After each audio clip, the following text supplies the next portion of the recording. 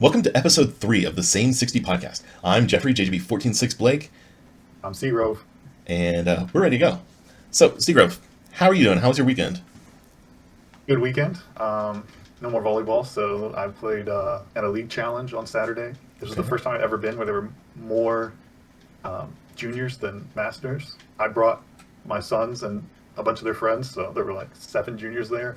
And it was a really Nice. small league challenge. A bunch of people were going to another event in the area that was bigger. So, and yeah, so it was really, really small challenge. And I knew it was going to be small, and I've been playing a bunch of Charizard, and my friend only plays Mew, so I told him I would play not Charizard so that, so that I wouldn't have a free win against him.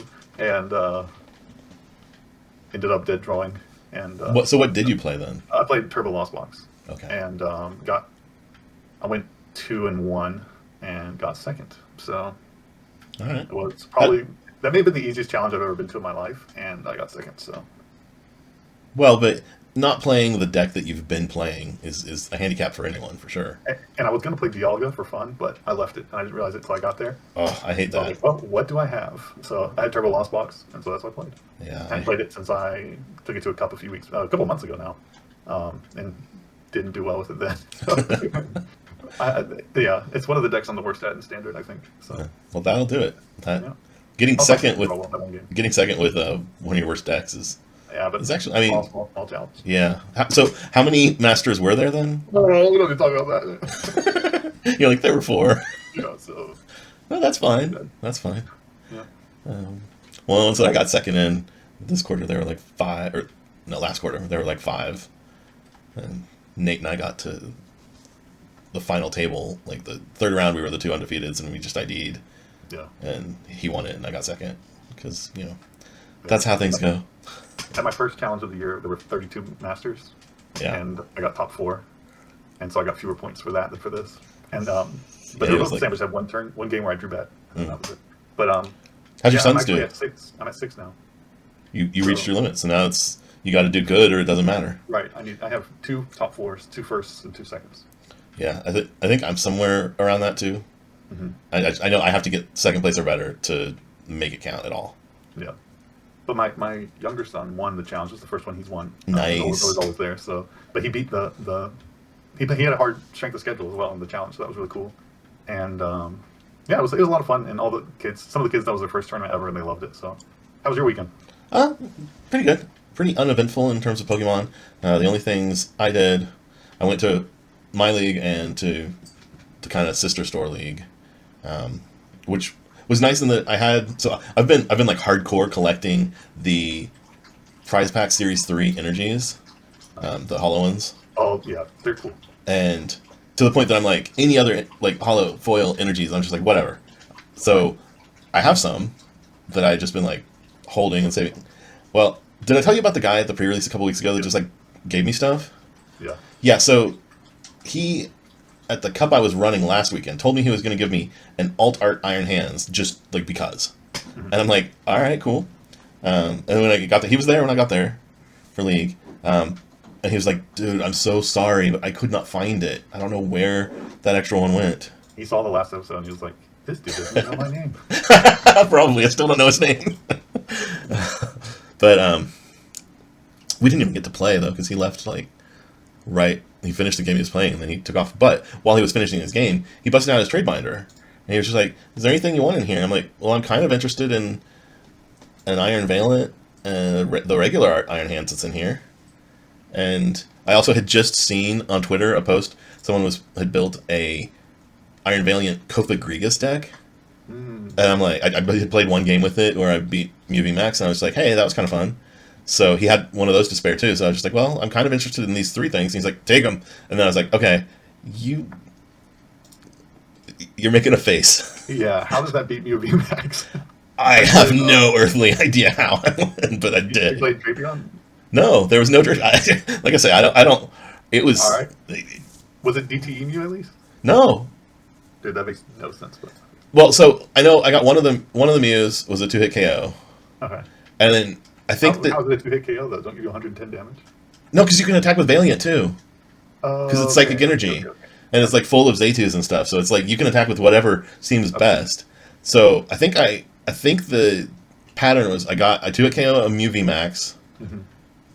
and I managed to get a Genesect stuck for a turn, Okay. so that then I was able to like double KO two Genesects Okay. for the win there at the end after I had spread the damage around right Okay. and like moved it with Alakazam and Cool. stuff.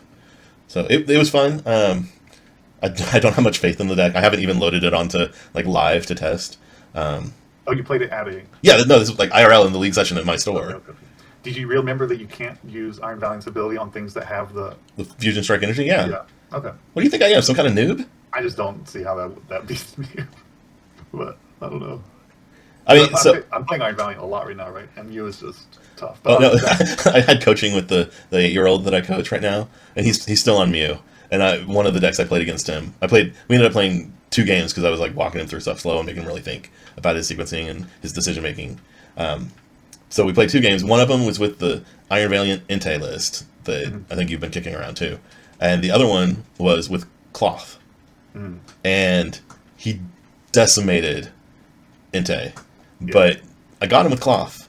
So, but yeah, like if I mean to be frank, if I'm playing a new deck that a junior has never faced before, and he wins, yeah, yeah, that's a bad matchup. it's a bad matchup. It's a terrible matchup.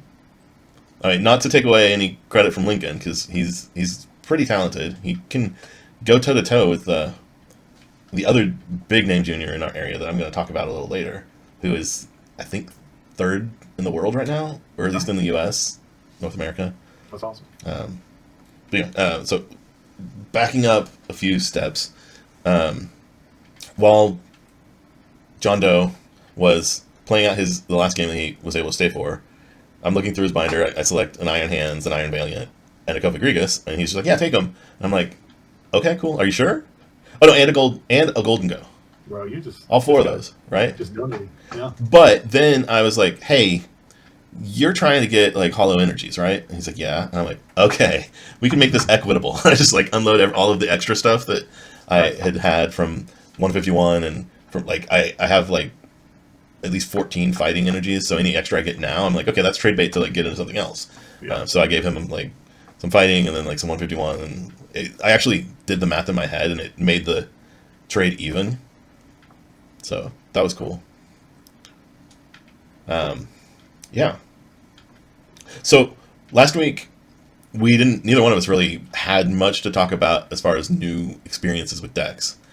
And then now we have a little bit more to talk about, I think. That was our assignment for each other. Yeah. So what have you been doing? So I did play a little bit of Cloth. I think my homework was to play a little bit of Cloth and a little bit of Golden Go. Goldingo? I Okay. I guess it'd be Goldingo. I don't know. I pronounce it Golden Go or Golden Go. Yeah, Goldingo, whatever. But, I played a bit of both. I'm higher on Golden Go than on Cloth, but not super high on either. The deck that I've been playing the most of is... I realized, so when the set first came out, I thought, okay, Golden Go. I'm going to love Golden Go because it's like Zoroark, but it's not. It's not like Zoroark. It's good. It's solid. I think it will have good finishes at tournaments. Maybe not now, but at some point. It's a strong card. And then I was like, oh, Cloth, because I love like this damage modifier and all that. And then I realized it's not really Cloth that I like. It's Brute Bonnet, because I like things that could just add damage to attacks. Sure. And then I realized Iron Valiant. Iron Valiant is that, just it gives you so much flexibility, just playing 20 wherever you want. I loved, Zoroark Decidueye was the first, I think it was Zoroark Decidueye before anything else, any of the other Zoroarks that I played where I was doing damage modifications.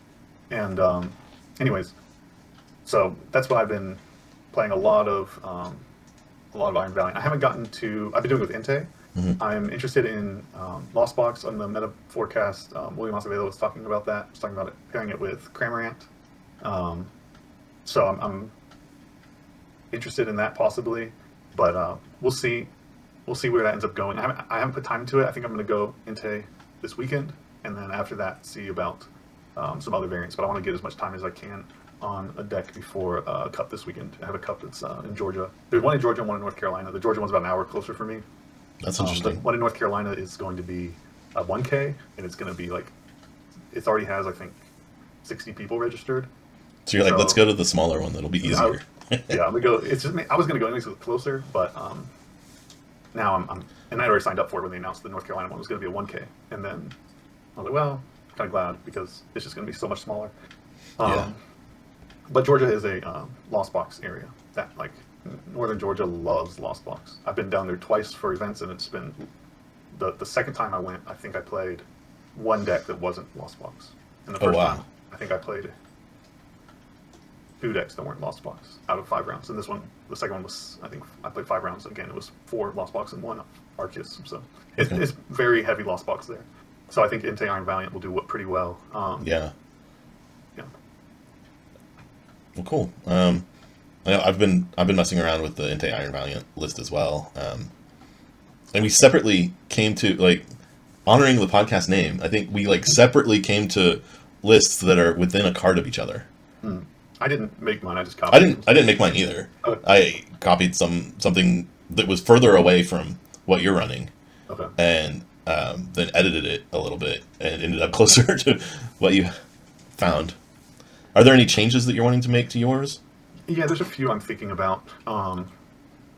One is I'd like to put some Ionos in there. Okay. Maybe just 1, or maybe 2. Maybe take out a chorus, or maybe a chorus and something else. Or For reference, listeners, the list that we're both looking at plays a 4 count of research, a 3 count of chorus, and then a 1 boss as the supporters. Plus, obviously, you get the draw off of Entei. Right. So, I would like an Iono, and I would like a 3rd DTE. A lot of times, especially, it's happened less recently, but I've been keeping track of my games, and I'm at a 75% win rate so far with it, so that's good. But I found it early, especially, I was discarding I was running out of DTEs. But I think since I noticed that, I've been playing it differently, and taking care of my DTEs a little better, just like, oh, I have a DTE, or both my DTEs, I don't want to discard them, let me go ahead and get a Charizard, or go ahead and get a... Medicham. Yeah, Medicham, and drop the DTE on it now, especially if I'm going first, which a lot of people are choosing to go second right now. So I'm getting to go first a little bit more, maybe 60% of the time or something. So, yeah, which from my experience, and I think you've experienced the same. Like that's pretty cool against some decks where they end up with something with 60, 70 HP in the active, and like you can just tailor everything you're doing to getting 4 switching cards, and then you're just gonna roll. Yeah, I'd say that happens. It's not often, but maybe 10% of the time. Yeah, which an extra. I mean, if we say that like you were gonna win 75%, or maybe like 65, maybe like 2/3 of those, right? That extra like bump of 4 extra games. 4%, we'll say. Yeah, it's like increases your win rate by 4%. Just the possibility of just going. Yeah. Just going Like, off the board. it's a thing. It's something. It's not nothing. Right. So yeah, it's good. I like it. I really like it. I've liked Entei for a long time. The card. I actually bought 4 of them maybe 2 months ago, and so you paid like a buck a piece. Sorry, yeah, they were really cheap. I just thought, this card is so good. I want to use it eventually. But then I know I was messing with a deck with Charizard when Charizard came out that used before people figured Charizard out. Oh no, it wasn't that. I was messing with it with Gardevoir, Shining Arcana. So I was trying Shining Arcana with every type. Right, I remember that. And so so when I did Fire, I did Entei and Heatmore and Radiant Zard, and it was okay. But I bought it. At first, I had really high win rate with it, so I went ahead and bought 4 Enteis, and then like I said, Iron Valiant's my favorite card in the set. So combining the two, as soon as I saw it, I played 1 game with it. And I was like, I'm hooked. I remember that. I saw that in chat. You were just like, let's go. One game, and I'm on it. I love it. So yeah, it's using 2 cards I really like. And on my podcast, I was talking about, on my Meta Forecast, I was talking with the guy, William. I asked William Acevedo, like, why Entei only? Why not? Raikou has Electric Generator and Iron Hands and Flaffy and lower Zapdos, which can hit 2 once you damage it, right? And lower retreat too, right? Right. And he was saying it's just the HP is too important. The 230 is just really good, and it is really good against Roaring Moon. That's what makes you beat Roaring Moon. But and there are other ones, of course, as well. I said, or like, why not Suicune? It has Palkia V-Star and Ninja. But he was saying it's just the HP, the 230 threshold is really, really important. Yeah. So I might look into those as well later, but they require a lot more. They're not needier cards because Magma Basin covers your path bump and your acceleration, so it just takes up a lot fewer slots. Yeah, for sure. As well. So, but the Iron Valiant list for Lost Box doesn't use. It uses like 2 energy or something. It doesn't play Sableye. It's just Cramorant, Iron Valiant, and I think Radiant Zard. So Huh. it's kind of interesting. I'll have to play around with that after this weekend. I'm Yeah, like me too. yourself. I have a cup that I'm going to go to this weekend, so I'm still trying to definitively decide on a deck. I haven't done as well with the what I call entei Valiant deck as you've done. I also haven't played nearly as many games as you, so maybe I'll get there. Hopefully, um, but I've actually done really well with cloth so far. Nice. However, I don't think there's any chance that I can get a hold of the Electrode V, the Hisuian Oh, Electrode V. Whereas I did manage to get my third Entei, so I okay. just lack one. Yeah. I'm missing one as well. I traded one to a kid, and one of the kids that ended up coming to this tournament, and that's this weekend when he was out, I said, "Hey, do you have that Entei? I'd like to trade for it back if you're interested." And he'd already traded it away, so Oh, I'm down to 3 Entei as well. So I either have to find. I'm playing the deck, so I either have to find a fourth Entei, or I will play. I'm thinking about playing a Rod or a Heavy that Ball. so Rod is the difference between our lists. I think I'm playing a Rod and you're not. How good is it? It was the reason that I beat Block Snorlax in that Okay. matchup because What I is it? was. Hmm? Oh, yeah. Okay. What's it do? I guess it lets you reuse Zard, which doesn't sound that important, right? Because you're going down to one. That's your odd prize. But Zard, just it's not. Sometimes the one prize matters because you can put a DTE on it early and Hmm. then force them to boss twice, which is hard for most decks to do. But it's really the damage Yeah, that it can put out. yeah, That's that more the extra usually 30 damage it can do over Entei, and if someone's trying to play around right. Entei by not benching things, It's Zard can really be a big help there. yeah. So it would allow for that reuse, and sometimes you lose like Metacham early or something. Hmm. So I've been thinking about a Rod. Um, I haven't tried any of them yet. I'm going to wait probably in the next couple days. I guess today, probably tomorrow, the next day, I'm going to try different ones. But I'm between Heavy Ball, Rod, and Bravery Charm. Yeah, those all sound good too, for Those are all sure. cards. Besides the Ionos, those are all cards I would like. I kind of feel like the heavy ball is the least important Yeah. because most like we it's such a thick line of Inteis and Valiants that yeah it would help you to get Squawk or Metacham or Zard, but those are the three that you're least likely to prize anyway. So it's like most of the time heavy ball is just getting you more of what you can already get to, Hmm. and I think prizing one of either of the main Pokemon doesn't really matter I lost much. one game out of 37 because of prizing an Entei, but the part of the problem was I got Averied, and I didn't Okay. realize I had prized an Entei because I've not been checking prizes online. Which I should just start doing it online. I do it in real life, only in tournaments actually. I need to practice doing that. But anyways, I need to be better about it too.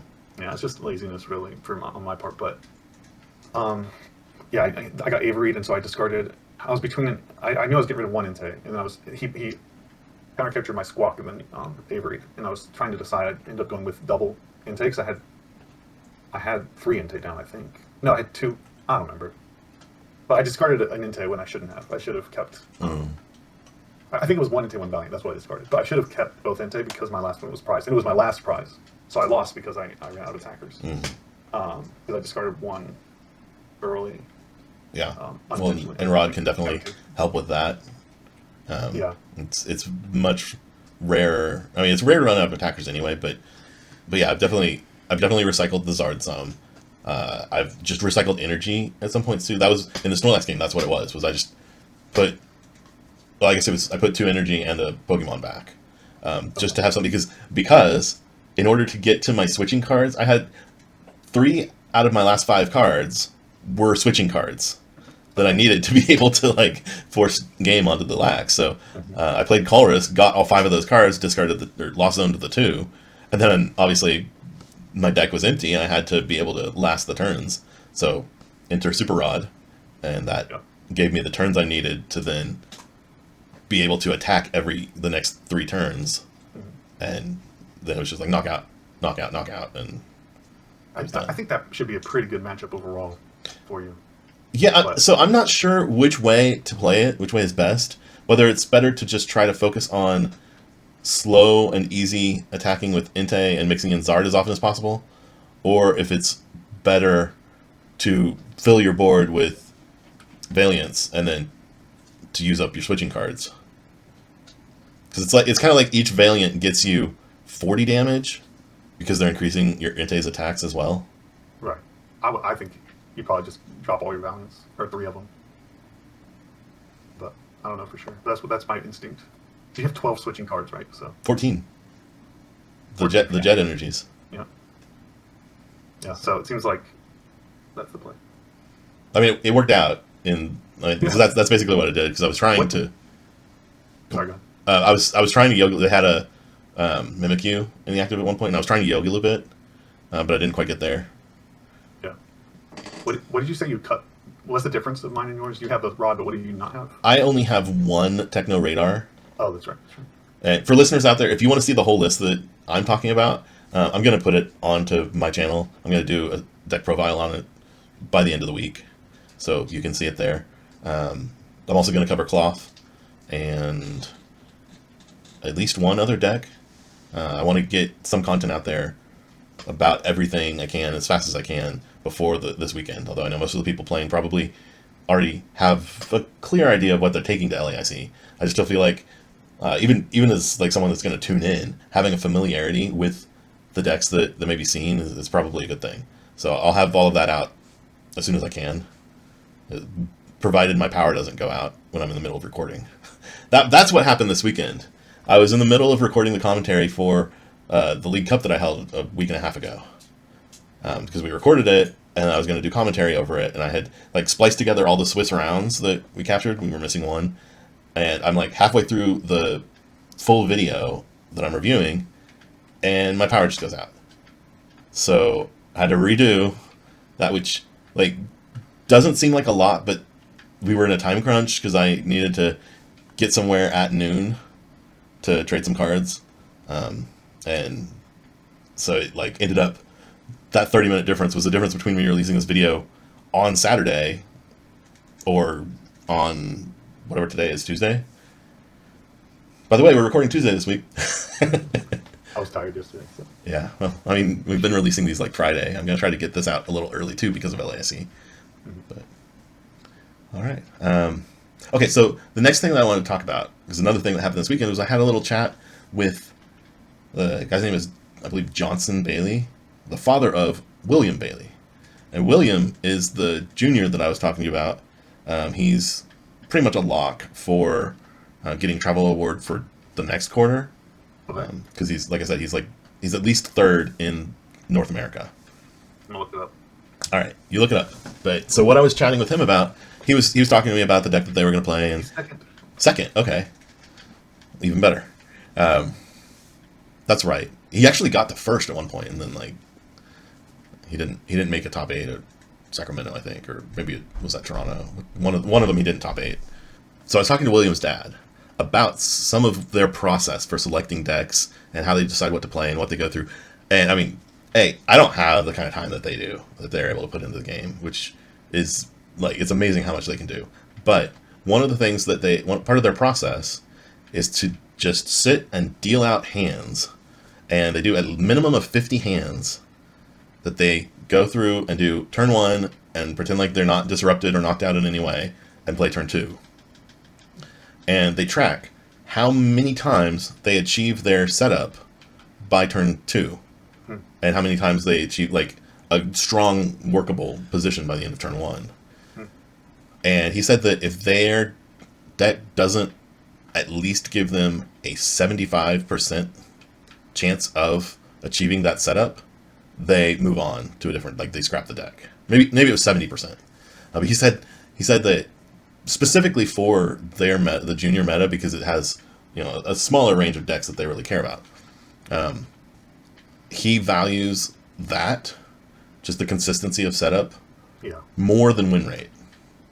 More than win rate. More than win rate. He said that as long as they're 50-50 or better against all of the relevant decks for their meta, which he said was generally like 5 or 6 main decks, as long as they're better than 50% against all of those decks, then that's an okay enough win rate. But the key was making sure you had that consistency. Okay. Well, I mean, 50% or better against all the decks in the meta is an amazing win rate. Well, sure, but at the same time, like not against all the decks that are out there, just the like ones that are like meaningful. Okay. Which he said basically it was like the top 5 or 6 decks as far as frequency of seeing them. So they more or less ignore like Lost Box and some of the Lost variants, because juniors don't play those very often.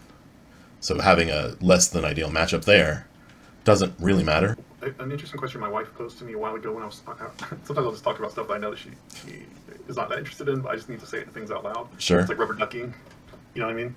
But I asked her, like, or I was just saying, I'm just annoyed because I have like 58 cards and I'm trying to decide what I want to put in. Do I want to put in more consistency, or do I want to put in like these cards that are really strong, but they feel like kind of luxury cards? And she asked me this question. I thought it was pretty insightful. Which do you lose to more? Do you lose because your deck is not powerful enough, or do you lose because your deck is not consistent enough? I thought that was a really good question to ask yourself when you're trying to decide on those last cards, like, do I need more consistency or not? And I ask myself that a lot still. Mm-hmm. But one thing I've realized recently, with probably because of Chen Pao and Lugia, like, those decks sometimes feel pretty inconsistent, but win rate, I think, is more important than, and it may be different for Masters because of the skill discrepancies in juniors, but I think win rate is the most important thing. Even if it means like maybe I lose more games because I don't have the consistency, or maybe I lose more games because my deck's not powerful enough. But when you make the changes, does it actually move the win rate? Is a important question to look at, I think. But obviously, if you can't play the game, there's a for sure. Well, and anyway. I mean, so some of the, just to air your private records, some of the records that you were keeping that you shared with me about the entei Valiant games you've been playing, like, it was almost eye-opening to see how many of the games that you won were basically because your opponent's deck was failing them. Yeah, and I would put things like opponent drew worse, like as in we both drew bad, but my opponent drew worse, or opponent drew bad, or whatever. And I don't know because I can't see their hand. I don't know if it's actually like the deck is not performing, or they like went for a risk that they shouldn't have gone for. Sure. Or you know what I mean. But what I got to see was they didn't draw well, and there was probably about 10 of the games out of the, like, almost maybe 25%, I will say, of the games. It was just like, yeah, my opponent didn't draw as well as I did, so I won. And it was like, that's one of the benefits of, JW talked about that with Miraidon. Like, your deck draws well, and a lot of decks, I mean, everything dead draws sometimes, right? Sure. But for Miraidon, maybe it's 5%, and then for Chen Pao, maybe it's 15% or something. Yeah, if your deck is consistent, you can just steal wins from decks you should lose to. Definitely. I mean, and that happened to me. The reverse of that happened to me in Peoria. Miraidon, every game I had tested against it was a free match, but I had two games in a row where my lost Charizard just didn't set up. Yeah. And they set up and they won just because my deck couldn't do what it's supposed to do, and it was unfortunate. I think a lot of times you can get away with slightly less consistency because of the best of 3 formatting. Right. But I hit the wrong side of the variance there, like, back to back. And that's going to happen sometimes, where they just, like, the consistent deck just wins. Yep, that's what happened to me in the finals of my cup a couple weeks ago. So yeah, cool. So I've got this friend that does this meta forecast, and he has a series of questions that he, like, always asks. By the way, his name's Seagrove. You might have heard of him. I don't know. I've not, but go ahead. So now I just feel like a name dropper. So one of the questions he asks almost every time is, what is the best deck that you would not play to a big tournament right now? So what is the best deck that you absolutely will not be playing this weekend? Tina. I hate Tina. I've always hated Tina. Part of it is it's been around for so long, and I came in just a few months ago. I've only been playing back in the game a few months, and so many people, it's widely played. So many people have a lot more experience on it than I do, and so that's part of the reason. Also, it plays so many energies, you can just dead draw with it. I think it's the best it's ever been, maybe, since Jet Energy first came out, at least. It was pretty good then as well, I think. But anyways, now I think it's great. I think it's really good. Roxanne Path is hard. I've lost to that in a couple of my games here. And Tina's just high HP, does so much damage. I think it's a great deck. I hate it, and I won't play. I also hate that it doesn't have weakness. Yeah. And there are a lot of solid players in my area. Some very good players in my area, actually, who've been playing it consistently. So I don't want to go up against people who are, pretty good and have a lot more experience than I do with the deck. I feel like I would just take L's to them. So sure. I never wanted to pick it up. Sure. For me, it's 100% Gardevoir. I loved Gardevoir when it came out, but I got so saturated with it. And with all the mirror matches, because, like, I'd show up to tournaments, and you were talking about how, like, 90% of the players in the location you're going to are Lost Box players. I'd show up to a tournament, and it was like 90% Guardy there for a while, and I was just like, no, I'm not going to do this. I personally, unless there's some secret sauce that I have like figured out for a mirror match. Mm-hmm. I don't like mirror matches Mm-hmm. because a lot of times it seems like it just comes down to who flips right and who draws better, and Yeah, it does. that's no longer the case with Guardy for me for my area. Okay. And I'd love to be playing Guardy now. I think it's in a really good spot too, Yeah, I think it's great. but I haven't put the time in with it, Mm-hmm. and I know that I'm going to like compared to Guardy. I think that entei Valiant is much less complicated. There's a lot fewer things that I'm going to get wrong, especially with the time that I spent playing Rapid Strike, right? Because some of the same concepts apply for sure, and so that's what keeps entei Valiant on my list, and what doesn't let Gardevoir come in yet. Now I am going to start like spending some real time on Gardevoir once this weekend's over, but that's definitely the best deck I'm not going to be playing. Okay. Yeah, it's a good deck. I like it. Actually, so mirror matches, I like sometimes and I don't like sometimes. I feel like Guardy is one of the Guardy mirror is one of the matchups I'm most comfortable with because I have a friend who only played Guardy for a long time, and so I play all the different decks against him, including the mirror, and so I feel like I learned the mirror quite well. But there's nothing more frustrating than playing the mirror. Your opponent plays it wrong, and they just outdraw you. That is Yeah. so tilting. So, but yeah, I'm mirror matches. It depends for me on how well I think I can play it and how much skill determines it. Because you're right, a lot of them do feel like they just come down to luck. But some of them, depending on the mirror match, right? Like the Evil Tall mirror was really, really hard. And I felt like I beat worse players than me and I lost to better players than me. So, but a lot of the better players played Evil Tall, so I didn't want to play the mirrors. Sure. Yeah, so Zoroark mirrors, I felt very comfortable with Zoroark, and I like playing mirrors with Zoroark. But, yeah, that's just a mirror. Thoughts on mirrors. But I like Guardy, I think it's really great right now. And it's my second, like, if I can't get like the cards I need or it just like isn't working with 3 entei or whatever, I'll probably just play Guardy. I think it's really, really good. So, like, I guess for me, for mirror matches, I want to have something that tilts it in my favor, and that can be experience, which is kind of what you were talking about. That your friend, your play with him has given you so much experience with all different angles of Guardy that prepares you to do well in the mirror match. Or it can be like something about my specific build. Yep. So, like thinking back to Volcanion EX, right? Because that's the deck I started with. Mm-hmm. Rukan's list combined Floatstones and Fighting Fury Belts in a way that no one else was doing. And the result was you were so much more mobile as long as you made the right decisions about which tools to attach when. You had a big edge from that combination of being able to move in and out better and also still hit harder when you wanted to with the extra HP. And so that I felt like I had a significant edge on someone that was equal or even slightly better play skill than me just because my list was better. It was teched for the mirror in a sense. Or it was better in the mirror. Yeah, okay. So I think you've basically already said the deck that you will not lose to is Lost Box. Yeah. Yes. That's why, as I said that about like, oh, Guardy's my fallback. If it actually came down to it and I had to think about like, what am I going to play, I would have to really feel like I might tech Guardy for Lost Box or maybe end up playing something else. Like Guardy's fine against Lost Box, but it's not. I want something that dunks. I want something that like if I see Lost Box, I'm really happy. Yeah. So Klefki, Alakazam, or something. Dude, I can talk to Steven Singer. I don't have Alakazam, so well, Klefki, Hisui, and Zoroark with the Void Return strafe attack for no energy. Like, it's some serious spice that he was throwing down at the cup. Yeah, actually, I think I saw that list or something with it as well. Something like that. Hisui and Zoroarks with Klefkis. I've played against online at least. I hadn't seen anything like it until he showed up. It may have been his list, or it may have been him. Maybe. I don't know. That was another deck that he said he just pulled from somewhere. The list that he finally ended up playing. Yeah, I played it against it with Charizard and I lost. I mean, I'm kind of saying the same thing. I don't want to lose to Lost Box just because the last deck that I really played over and over lost Charizard. Horrible Lost Box matchup. Like, the closest thing to an auto loss that deck had. So I don't want to lose to Lost Box just out of spite.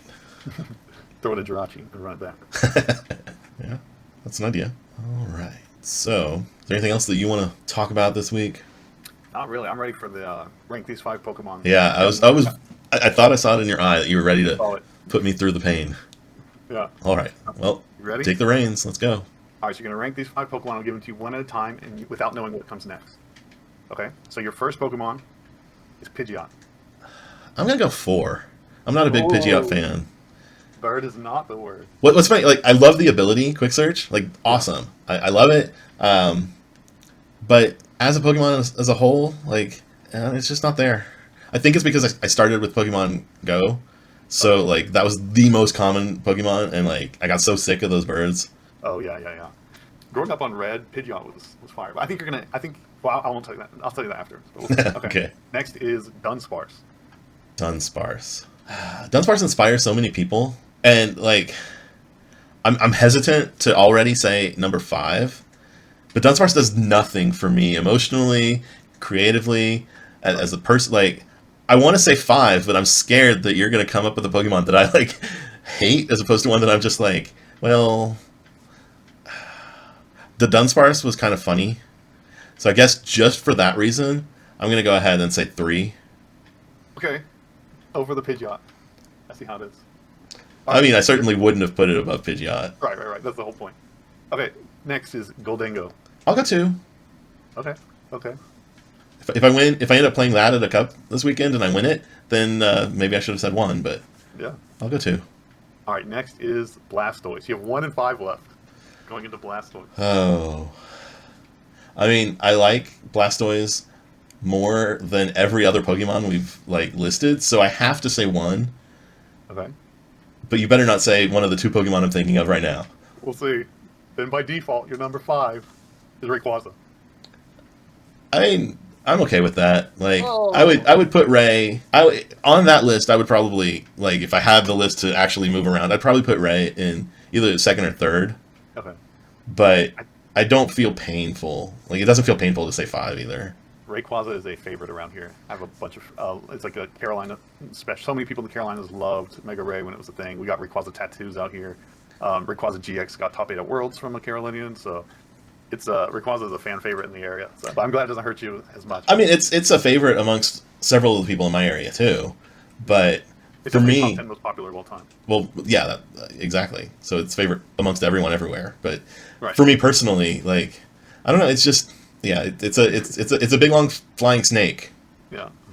that has So special powers, but otherwise, I think if you had gone 5 with Dunsparce, you may have gotten your order you would have put it in. I think I think so. Goldingo could have been. Yeah, yeah. Really? And the whole reason I didn't go five with Dunsparce was I was worried because you were like going with Pokemon that I was like, eh. Yeah. But I mean, if you had come out with some like Muck, and I Right. couldn't say five, it would have that would have upset me. Yeah. I like Muck, but not that much. He's a 4. Yeah, he's a solid four. When five is the worst, Muck's a solid four. Right. I like most Pokemon.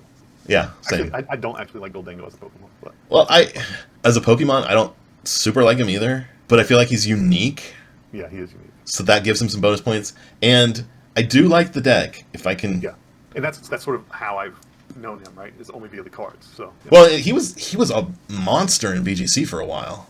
Oh, really? Yeah. Nice. But, all right.